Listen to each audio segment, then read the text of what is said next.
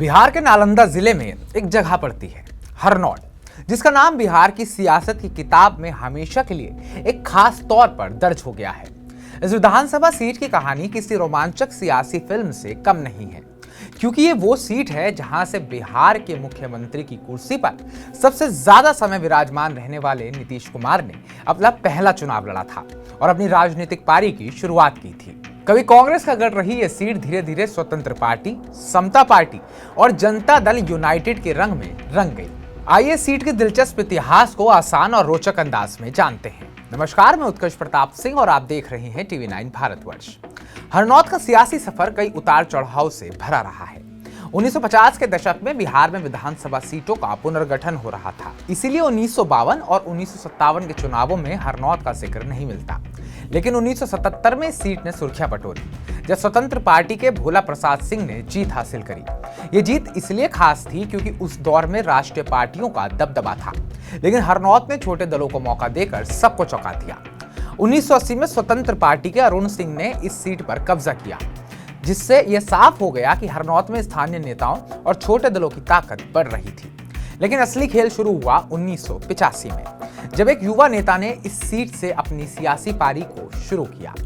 नाम था नीतीश कुमार। 1985 में लोकदल के उम्मीदवार के रूप में नीतीश कुमार ने हरनौत से पहली बार पर्चा भरा और जीत हासिल करी। ये जीत उनके लिए एक बड़ा कदम थी, क्योंकि यहीं से नीतीश बिहार की सियासत में एक बड़ा नाम बनने की राह पर निकल पड़े। उनकी ये जीत हरनौत को बिहार की राजनीति के नक्शे पर खास जगह दिलाने वाली थी। 1990 में स्वतंत्र पार्टी के ब्रजनंदन यादव ने बाजी मारी, लेकिन नीतीश का जादू फिर चला। साल था 1995, जब वो समता पार्टी के टिकट पर दोबारा हरनौत से विधायक बने। इस जीत ने साबित कर दिया कि नीतीश और उनकी समता पार्टी बिहार में एक नई ताकत बनकर उभर रहे हैं। 2000 में समता पार्टी के विश्व मोहन चौधरी ने हरनौत में जीत का परचम लहराया। इसके बाद 2005 से जनता दल यूनाइटेड यानी कि जेडीयू ने इस सीट पर अपनी पकड़ मजबूत कर ली। जेडीयू के हरिनारायण सिंह ने 2005, 2010, 2015 और 2020 में लगातार जीत हासिल करी। अभी 2025 के चुनाव में चौथी बार अपनी किस्मत आजमाने की तैयारी में है। हरनौत की सियासत में नीतीश कुमार का नाम सुनहरे अक्षरों में लिखा जा चुका है। उन्होंने सीट से 2 बार 1985 और 1995 में जीत हासिल करी और इसे अपनी सियासी जमीन बनाया। नीतीश के बाद समता पार्टी और जेडीयू ने सीट पर अपनी मजबूत पकड़ बनाए रखी। लेकिन एक दिलचस्प बात यह है कि 1977 के बाद कांग्रेस इस सीट पर कभी जीत नहीं पाई।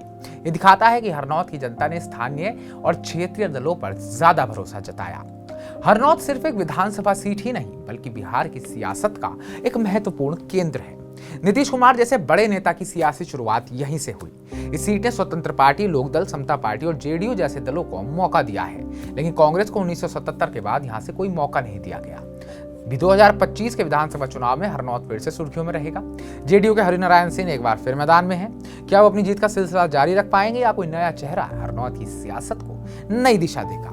ये देखना दिलचस्प रहेगा। तो हमारी इस रिपोर्ट को लेकर आपका क्या कहना है और नीतीश कुमार को लेकर आप क्या सोचते हैं? क्या इस बार भी नीतीश बाबू बिहार के मुख्यमंत्री बनने वाले हैं? कमेंट बॉक्स में कमेंट कर हमें जरूर बताइएगा। बाकी ताजा अपडेट्स पाने के लिए टीवी 9 भारतवर्ष को सब्सक्राइब कीजिएगा।